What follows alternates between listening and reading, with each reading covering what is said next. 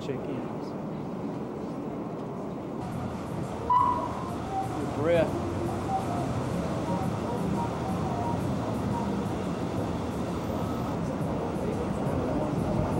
It is so cold, the winds are fogging up.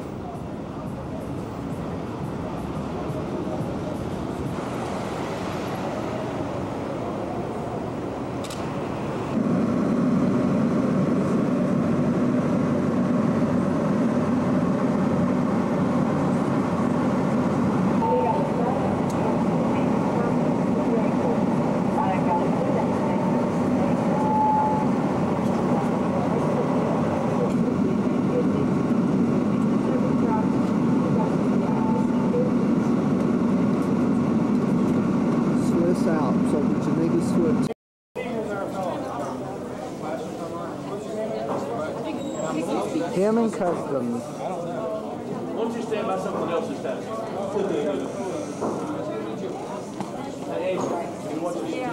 Why did you pick on you?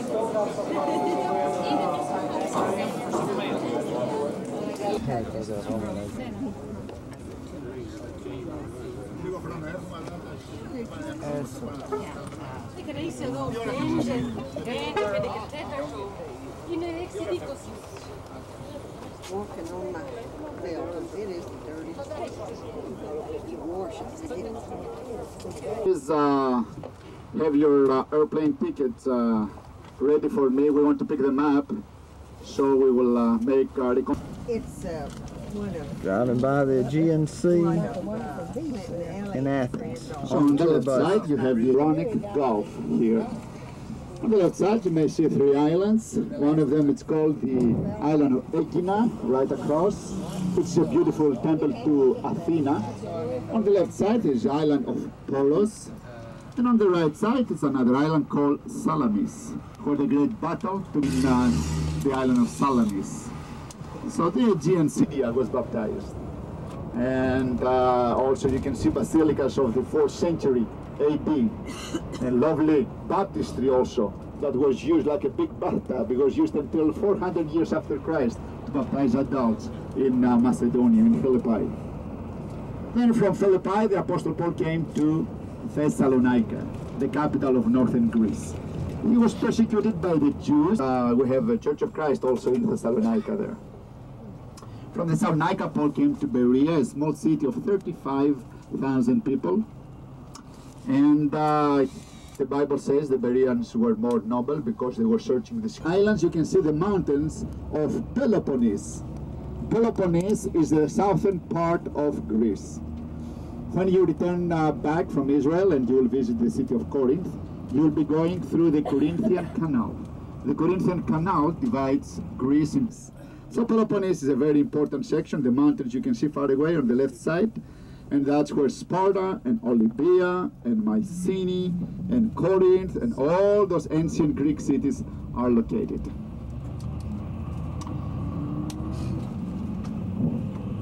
Buildings you see there on the left side is the port of Pyreus. It is the largest port in Greece. It has 1 million people there. And Pyreus with Athens is connected together. It's like in Christian University.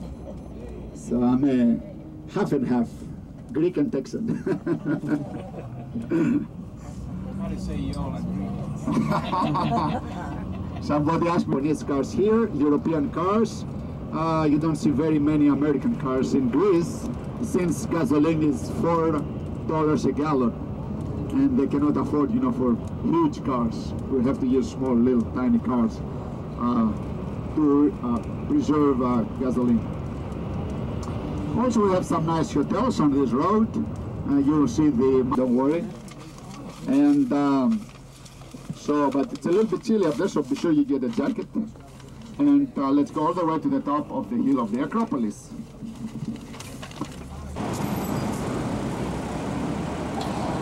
This is the bus that we rode on. There goes our tour group.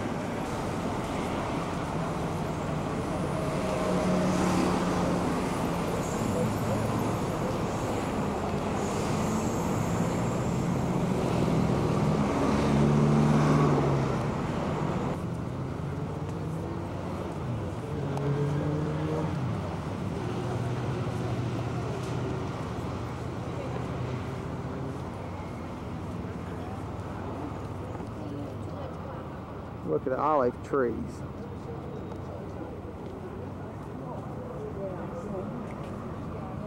You moved along, that's true. That's exactly right. To get in shape. Here's a look at the city of Athens, looking back from the hill going to the Acropolis. The gate leading up to the Parthenon.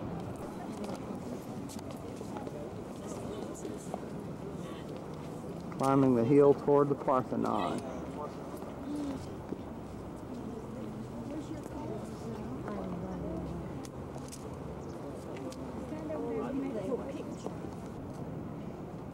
This must be Mars Hill, where Paul preached.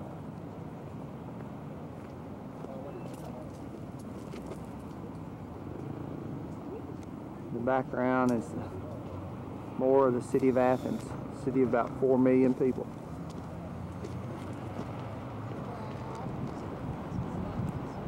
Coming on up the hill, looking back toward the main city of Athens.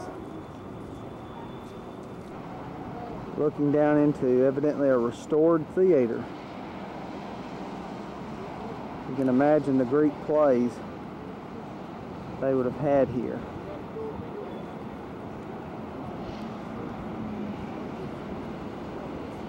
It's about 60 degrees, the wind is blowing.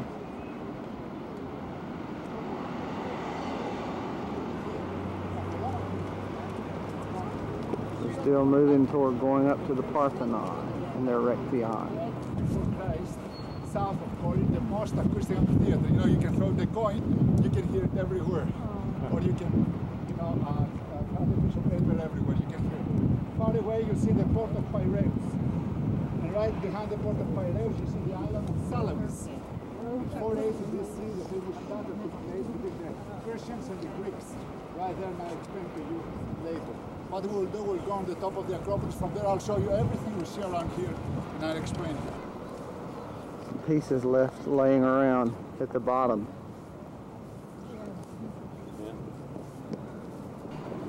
Another picture of the Roman theater.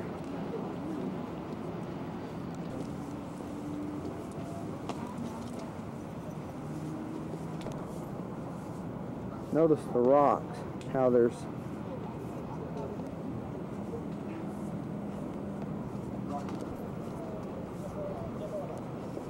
this is enormous. Everybody come here, please.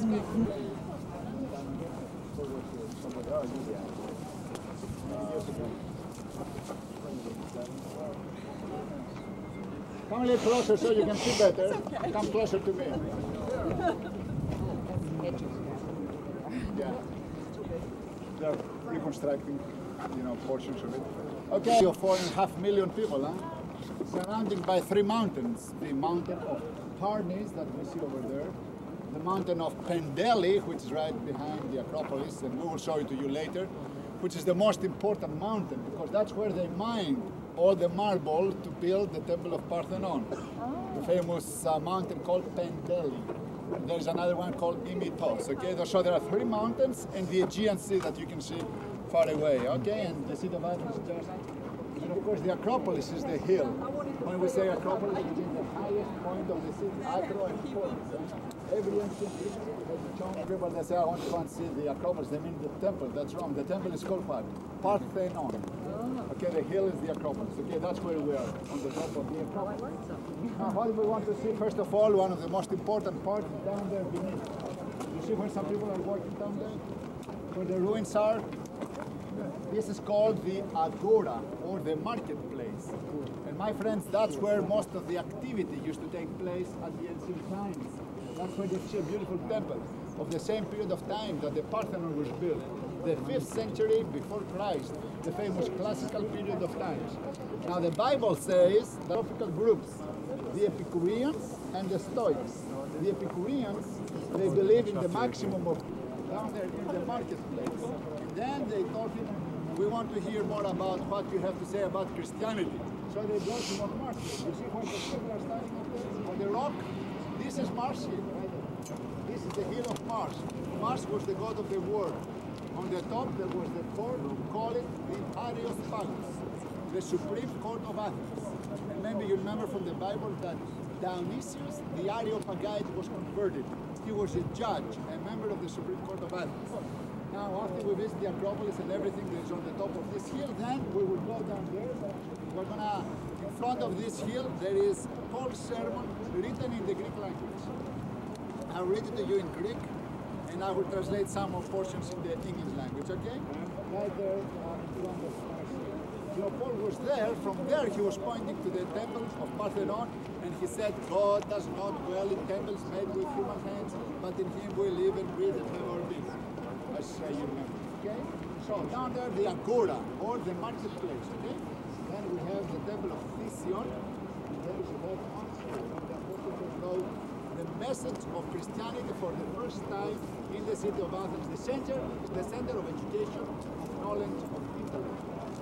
This is called XPNYX. In the summertime, you can go there and sit down and watch the sound and light show. You see the Parthenon changing, you know, with colors, and you hear the history events in Athens. So this hill is very, very important. XPNYX. Do you know why? Because that's where the first democratic system originates from. You know, in America you have democracy, huh? Where it came from? Athens, Greece. From the 5th century before Christ, huh? Democracy is two words, demos and kratos. Means the authority to the people. Demos is people, kratos authority. Huh? So the ancient Athenians, they used to gather together on the top of this hill to discuss the affairs of the city of Athens. The first point of democracy used to be called Apella. And in English we have to appeal. To appeal comes from Apella, who was the ancient Greek gathering of ancient Athenians. You know, that's where Socrates was given on this hill. He gave his defense when the people of Athens accused him for spoiling the gift of his day. Then there was a court, an open courthouse, you know, and then he gave his defense of also Demosthenes, the father of oratory, of speech, Demosthenes. He gave some of his most important lectures on the topic. Also, many of you biblical scholars talk about the word ecclesia. Ecclesia means church. But do you know where it comes from Athens? Because it was the call out, it was the assembly, that's what it is. The call out of Athens gathered together on the top of this hill to discuss the affairs of the city of Athens. The New Testament writers use the word ecclesia, the call out, for Christian connotations. You know, we are called out of the world, you know, with common characteristics to make a good Christian. Now, the other hill right there, what you see, it's called Peloponnese. And it was a benefactor of Athens, and this monument was given by the people of Athens to Peloponnese.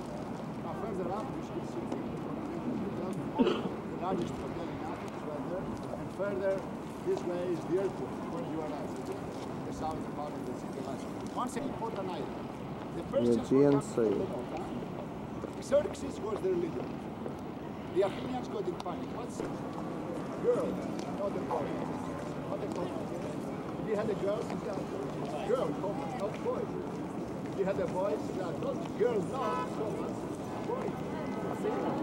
So when the Athenians, you know, they didn't know how to do the Athenians. So they said, the Persians are coming. What's up? Do you know how to say this?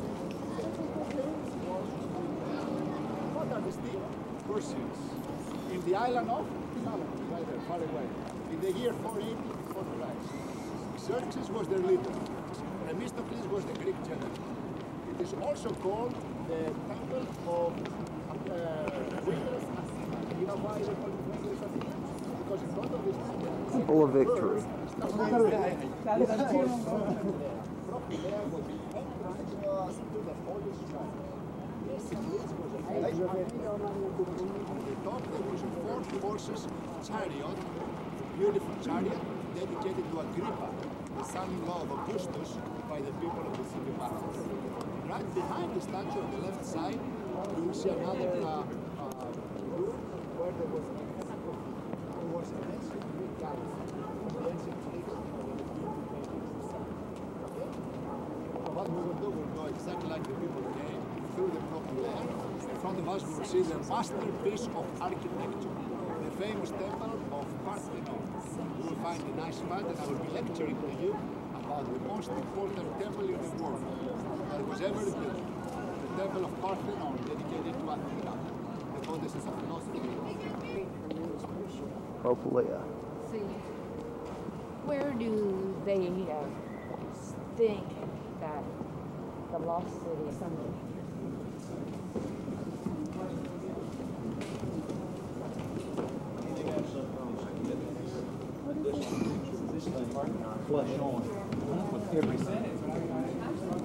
If you walk through the Propolia, you look to the right, Temple of Parthenon. What about you, Mark? I can leave right now. That's it right there. Right up here, so we'll just get this in it. We'll be in. Okay.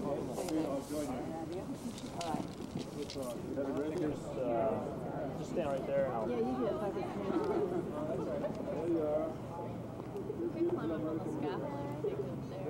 They're getting ready to redo Nashville. Yeah. Just like to get ready as bad as this one. Oh, what?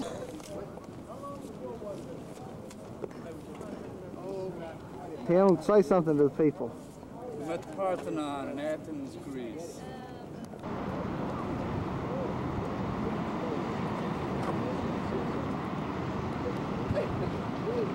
There's the theater. Looking back, Propolia. Looking up.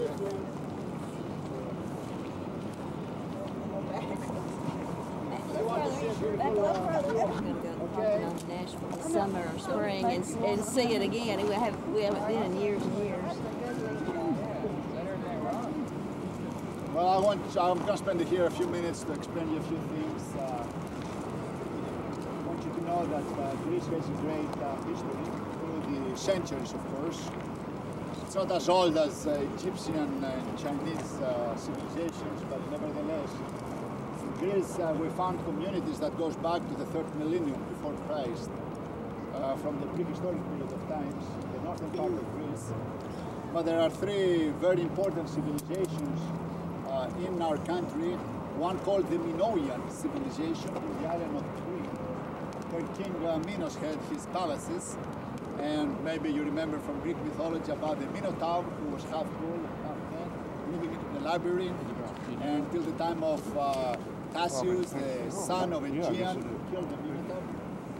And well, they made excavations, they found the palaces of King Minos in the island of Crete, which is south of Athens, and over there, you know, this history, these palaces go back to 1400 years before Christ.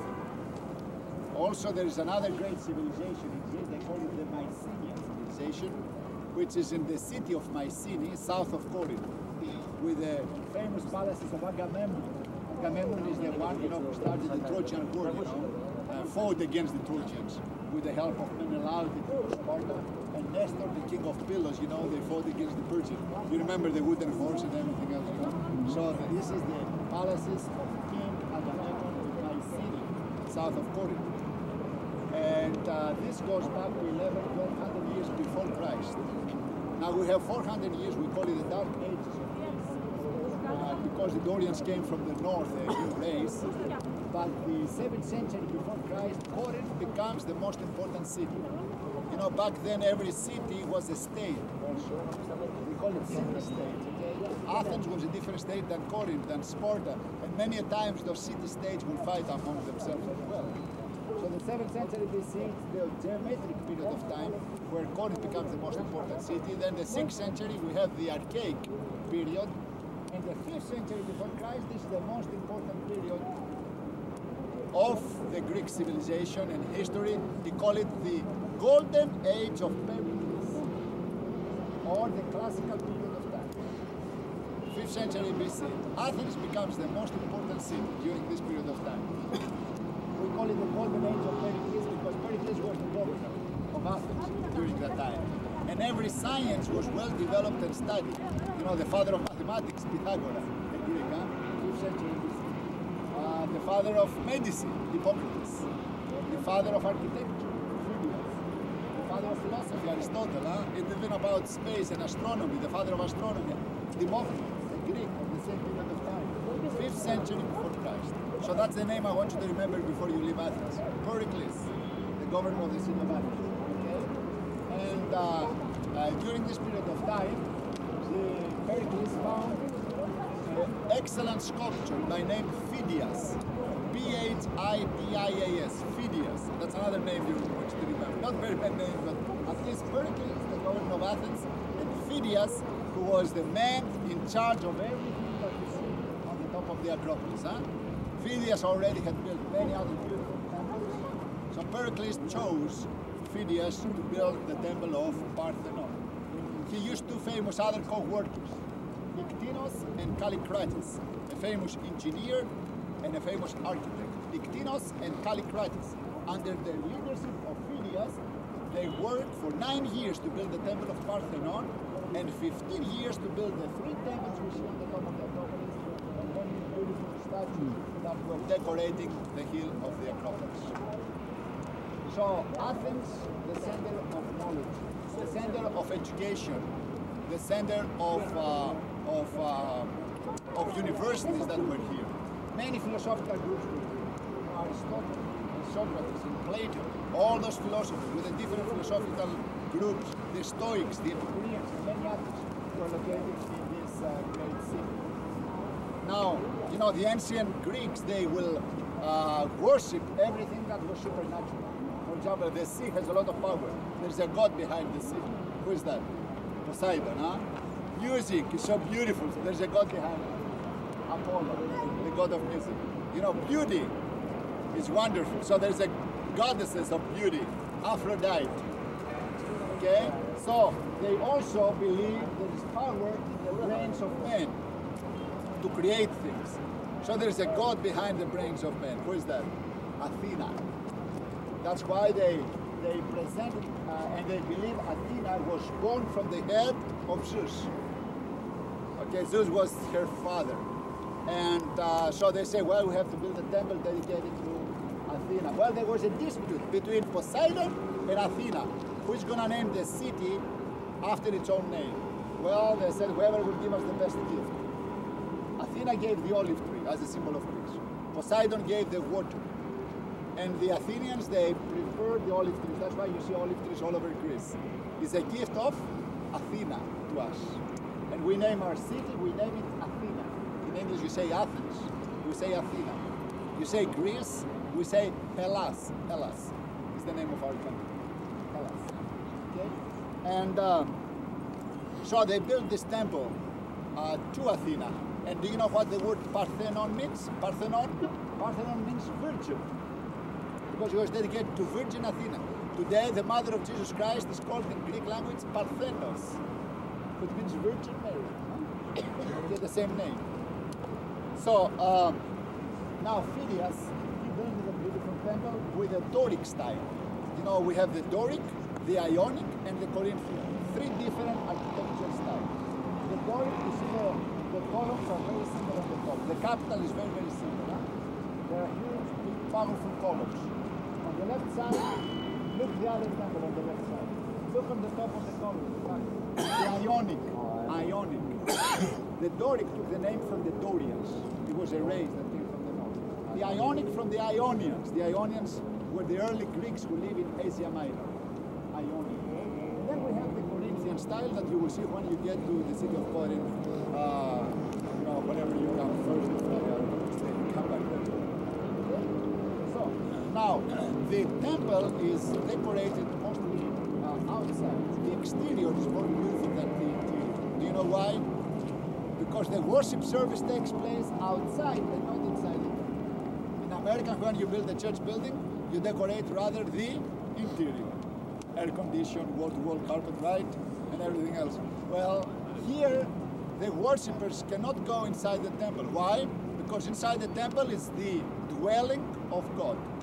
Inside the temple is the statue of Athena, made out of gold and ivory. Gold and ivory, beautiful statue, 30 feet high. Beautifully made by Phidias. Of course, it has been lost. We have not found it.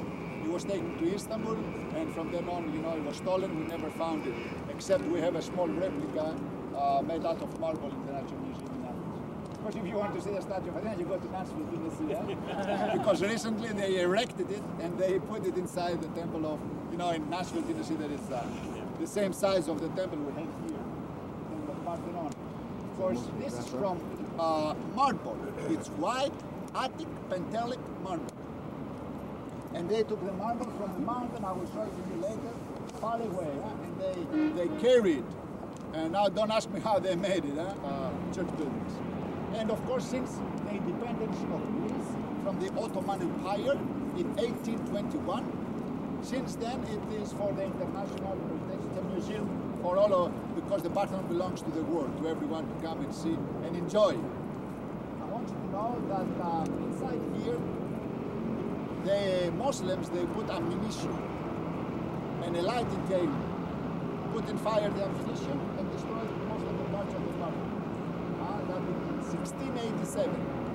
Earlier, Morosini bombarded the Acropolis and destroyed most of the parts. The worst catastrophe was in the year 1801. 1801, Elgin, a Britisher, he moved most of the statues of Parthenon to England. And today you can see them in the British Museum. Tomorrow I'm going to England and I'm going to go and see them. I have never seen them, you know, in my life. I study a lot about them, but never seen them. If you can see them, well, not yet. I don't think they'll bring them in. Yeah, and they're getting, you know, if they could put some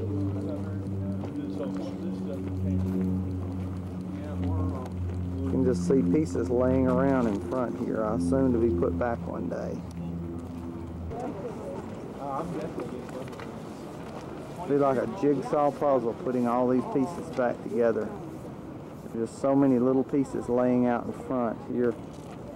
Massive slabs of marble.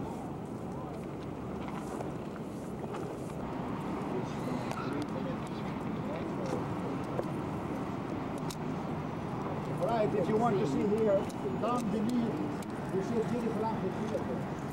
This is the most ancient amphitheater in the world. It was of the 6th century before Christ. The theater of Dionysus.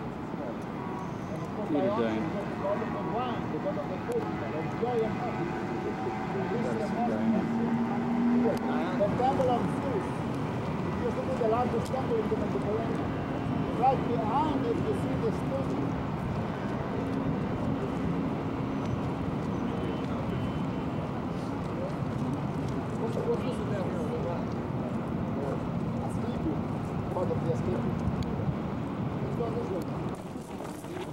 It's an enormous wheel. As big as I am.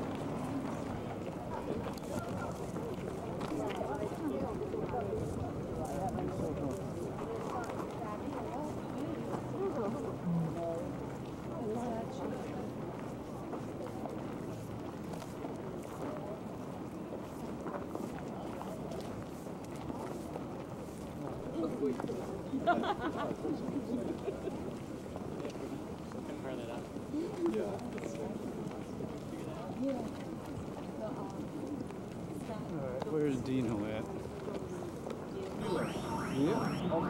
Temple of Zeus, Jupiter. The temple of Zeus. And then right behind you see the stadium. It's called the Panathinaik Stadium. We have with the congressman. Right behind you see the highest building in Athens, 29 floors. They don't allow very high buildings in Athens because of the Acropolis, so they don't cover the view. And then this hill that you see in front of us, the hill called Likavitos. On the top of this hill there is a little chapel, St. George Monastery. And there is a telepheric, we call it telepheric, a cable car, that goes through the mountain all the way to the top. And you can have a nice, there's a beautiful restaurant with a panoramic view of the city of Athens on the top of Likavitos. Now right behind the hill you see another mountain, far away. Okay.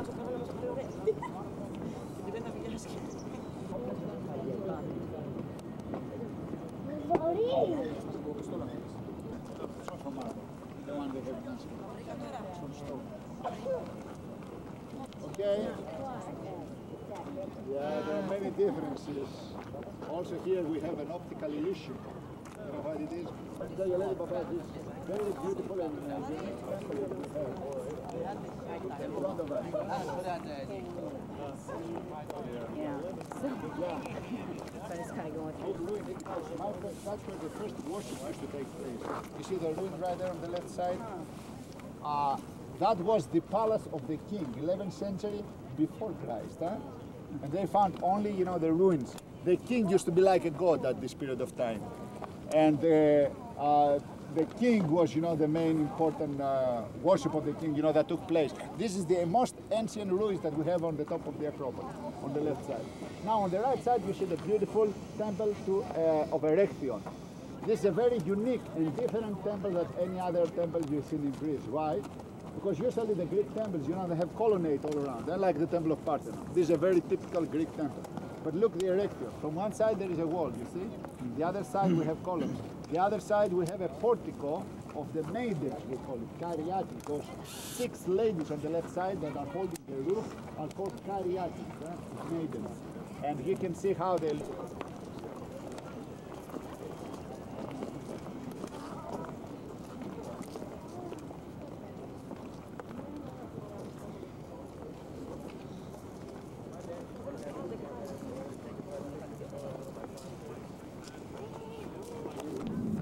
Beauty of the Aegean Sea. What's it called? Aegean Sea. Picture of the Erechtheion from the Peloponnese side. Going back out of the Peloponnese, down toward Mars Hill. On there already. I just want to get a picture of Mars Hill and everybody calling. Almost look like ants from up here.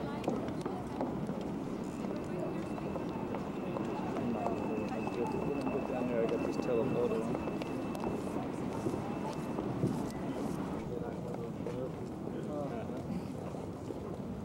Okay, we said that, you remember we said Paul was in Troas when he saw the vision, the Macedonian caller. And what was the first city in Greece that he came to visit and preach? Philippi. And from Philippi came to? Thessalonica. From Athens, and from Athens went to? Corinth. In Corinth he spent the longest than any other Greek city, a year and a half in Corinth. He did a very dynamic and very successful work. In Athens he didn't spend much time. But in Corinth it seems like they were more accepted here. Here they like to philosophize, mostly. But from Corinth we went to Ephesus. Okay, one more time. Philippi, Thessalonica, Berea, Athens, Corinth, and then went to Ephesus. Okay, that was the cities that Paul visited in Greece. Next time you come, you'll have a missionary journey of Paul in Greece. Okay, and when he came in Athens, he gave his great sermon on the top. First of all, down there on the marketplace, we said. Okay, and it's mentioned in the Bible. You see, it says right here. In Acts chapter 17.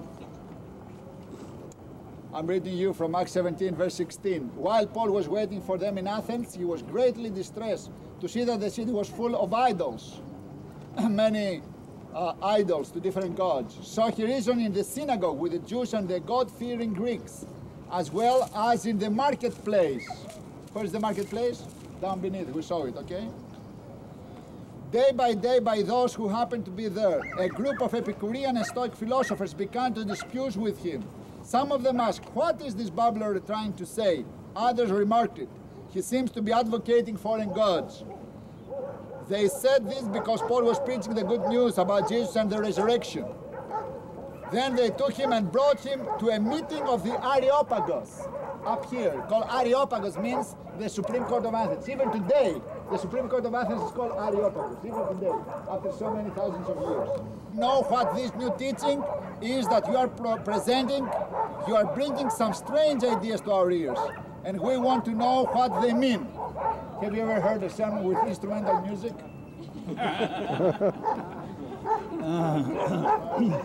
All the Athenians and the foreigners who live there spend their time doing nothing but talking about and listening to the latest ideas. Paul then stood up in the meeting of the Areopagus and said, now it's his sermon. And right there we have Paul's sermon written in Koine Greek. When Paul came to Greece, he spoke in Greek language. Of course, he knew Hebrew and he knew Latin, but also he spoke Greek. Why? Because Greek was what? Very international language, like English today. You know, John wrote the Gospel of John in what language? The New Testament was written in Greek. But John was uneducated. He was a fisherman, right? He was a Galilean. He was a Jew. He should write what language? Hebrew. Why did he write it in Greek? Because 300 years before Christ, Alexander the Great, who left from Macedonia, he spread the Greek civilization in the Greek language as far as India, as far as Ethiopia. And the people in Israel at the time of Jesus, they spoke Greek. It was international language. Paul was a very educated man, of course, under Gamaliel. When he came in Athens, he gave a wonderful sermon in the Greek language. Would you like for me to read to you a little bit? Not in modern Greek, in Koine Greek, exactly as Paul used the right Greek words that he used when he spoke to the... I know it's going to be Greek to you. I'll read the first 5 lines for you, okay? Σταθείς δε ο Παύλος εν μέσω του Αreopagu έφη.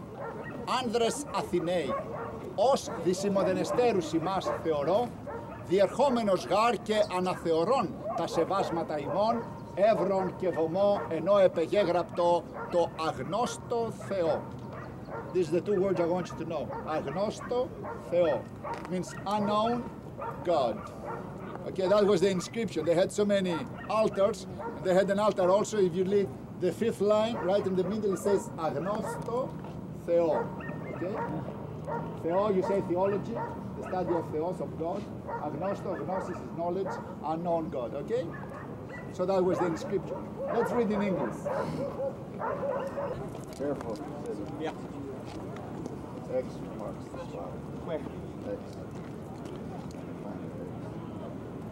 There is a mark, huh? Mars Hill.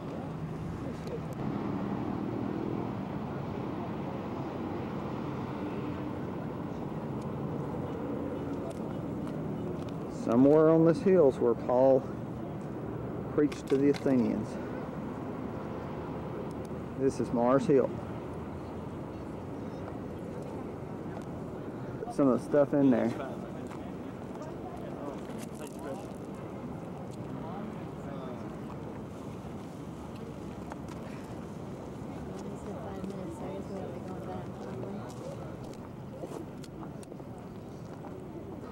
The marketplace. Now, where would he be talking to? These people, would it be up here or would it be down here?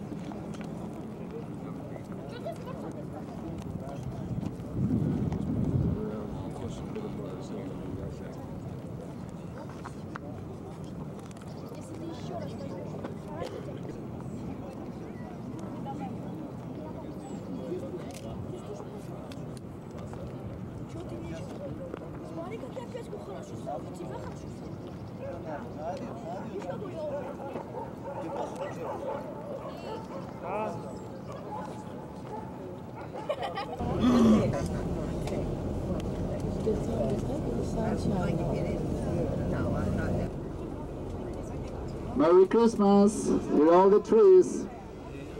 We have Christmas trees in Greece too. They celebrate Christmas quite a lot now.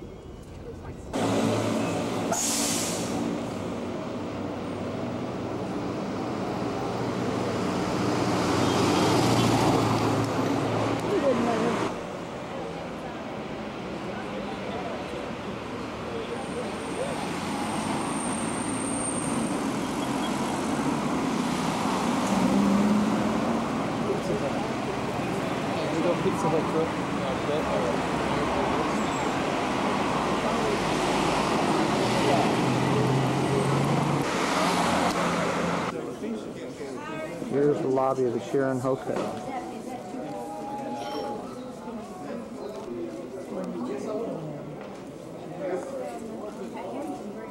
Be sure to put the sticker on your back.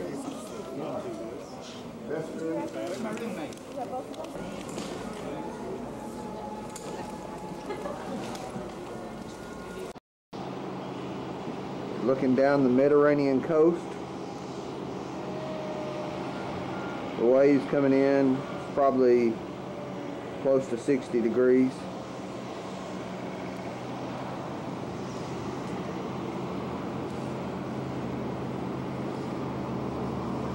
Looking over the city of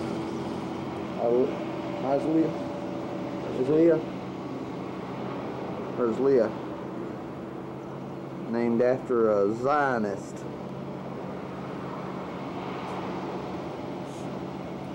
Who bought the beach is sort of a dirty sand. Not nearly as white as Florida, not nearly as dirty as Florida.